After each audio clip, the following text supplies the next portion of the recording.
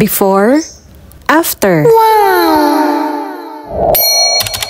Nasurpresa nga pala ako nung nag-PM yung husband ko na meron daw siyang 2 parcel na darating. Hello mga mommies! Welcome to my mini vlog. And ito na ngayon mga mi, isang patch na hindi ko alam kung anong nakalagay. And itong key cover na para sa motor. Matagal na nga daw niya itong hinahanap yung ganitong item para sa susi ng kanyang motor. Dahil para maiwasan na din na mabasa yung susi dahil tag-ulan na ngayon. Dahil mas mahal daw yung babayaran namin kung yung susi yung mismong nasira. Kaya mas mabuti daw na merong ganito pang proteksyon sa ulan. Itong cover na to is para sa mga NMAX user na version 2. Fit na fit or saktong-sakto yung susi sa cover na to. Hindi ko alam kung meron bang ganitong key cover sa ibang version or sa ibang brand, pero sure ako meron yan. Kaya kung naka NMAX version 2 ka at wala pang cover yung susi mo, nasa comment section lang yung link and click the yellow basket.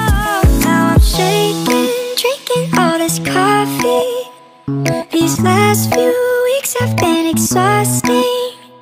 I'm lost in my imagination.